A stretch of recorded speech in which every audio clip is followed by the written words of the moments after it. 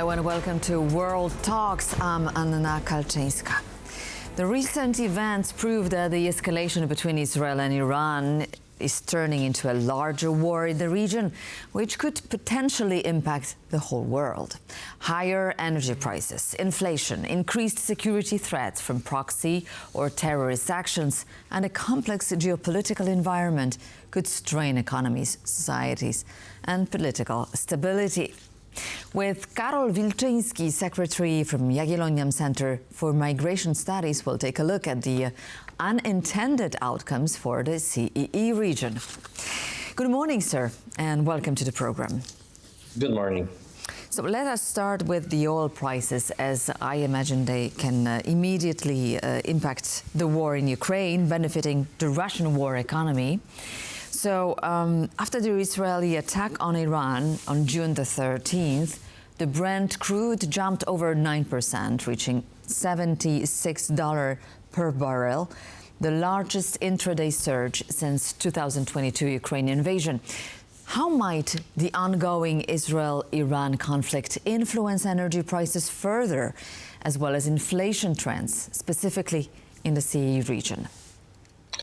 I would say it's hard to specify the outcomes. The high rise of the prices right now is a short outcome for Putin and Russia, because of course they will benefit from it, and the dropping prices recently were a threat for Russian economy.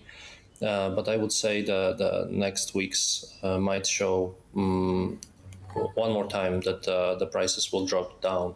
If the situation, we are not sure what will be the outcome of this conflict between Israel and Iran.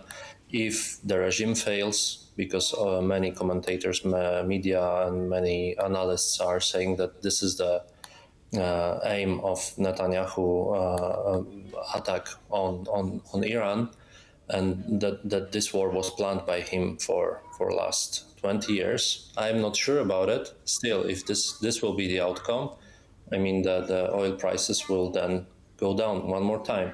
So this is very short outcome, and I wouldn't predict that it will benefit a Russian regime for a long time.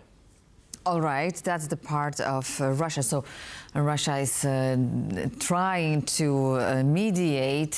Vladimir Putin talked to US President Donald Trump about the situation in the Middle East, offering some support in negotiations. Do you think that could somehow change the situation?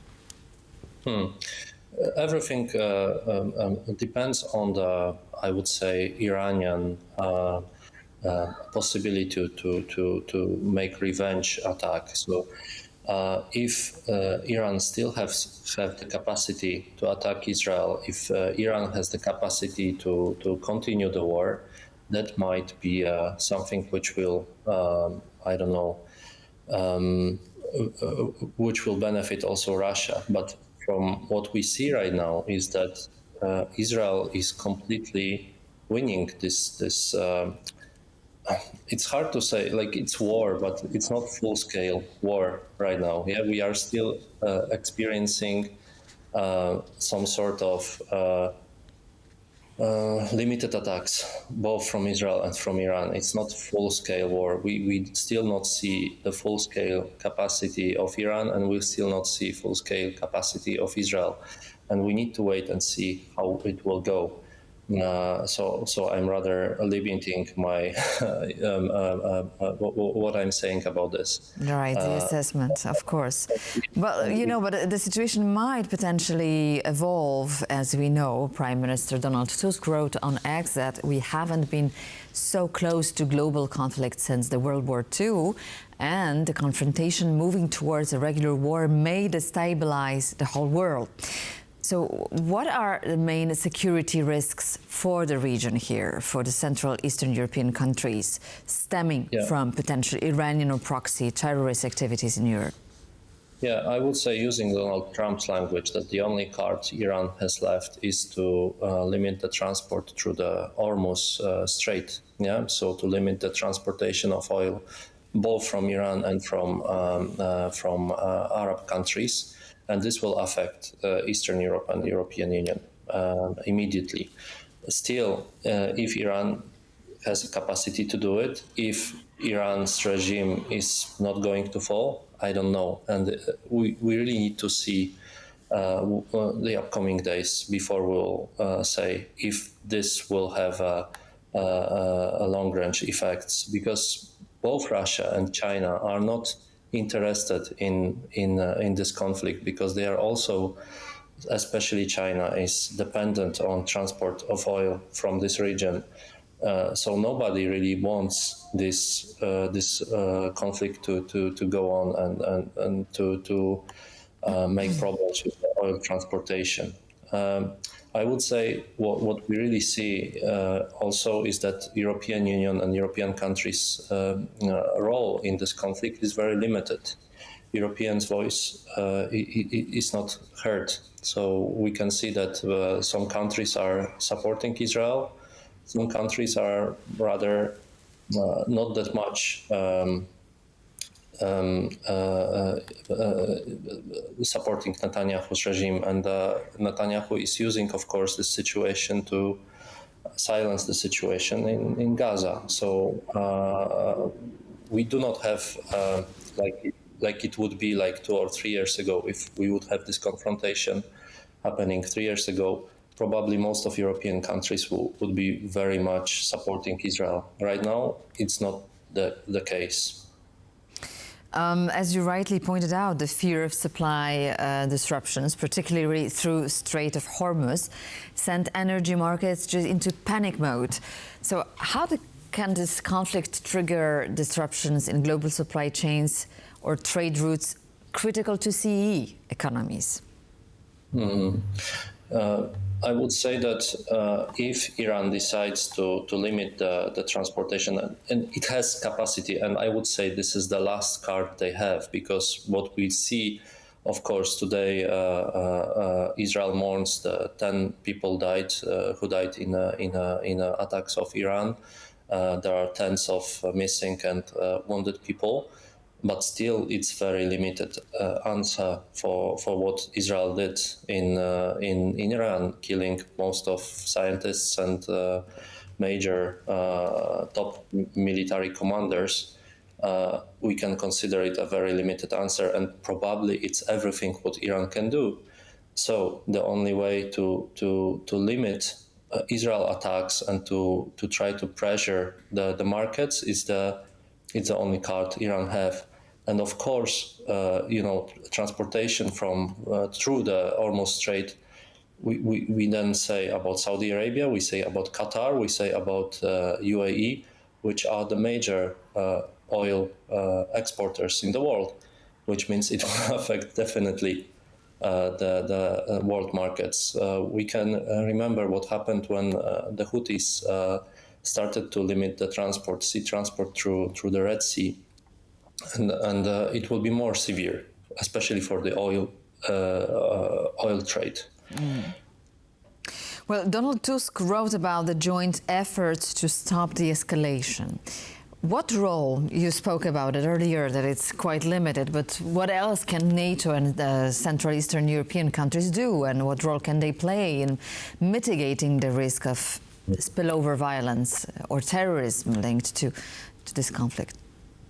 So there are two ways of interpretation. One way is that Netanyahu was working according to Donald Trump's plan, and it was like a joint action of USA and Israel. My interpretation, and I'm rather seeing this situation as Israel's sole plan, which USA had no choice but to agree. And my assessment of the situation is that Israel is really like a single player here, and they are like, especially the Netanyahu and his regime, they are not going to listen to anyone if they are having any plans to develop, and at least in their internal propaganda, they are showing that their major plan is to make the Iranian regime fall down. Nobody will be able to affect Israel's actions here. And I can see that Donald Trump is trying to play it as it would be his own plan as well. But from my perspective, it's rather Israel's own action. So they are not And Israel and Netanyahu are not going to take into account European or US or NATO countries' interests, or they are not going to care about the oil rising prices because they are having their own interests. And that might be a problem, of course. And we need to wait what will happen. And do you see other actors potentially willing to involve in the whole situation, like Turkey, for instance? I think Turkey is it's in a problematic situation because on the one hand they would be very happy to have the Iranian regime go away, let's say, and to have a different neighbor there. But on the other, they have internal problems with the Kurdish nation fighting for their own independence, and they are, allying Iranian regime in dealing with this situation. And on the other hand, they have Israel, which they try to not support, and Erdogan is internally and externally showing himself as a Muslim leader or a leader who is supporting Palestine. But he's rather doing it with his words rather than actions.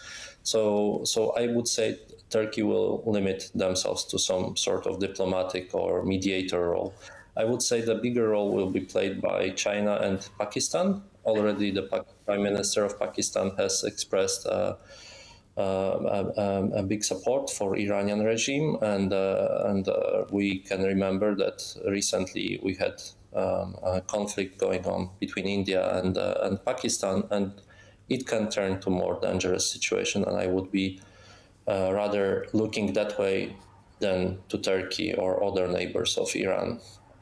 And lastly, briefly, as we should wrap up, how could this prolonged instability in the whole region affect investment and economic growth in our CEE region? I think that this is what Arab countries worry about.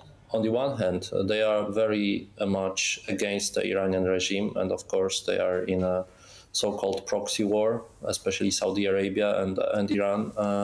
So they wait for the fall of Iranian regime, and they much support Israel, though probably they wouldn't like to do it.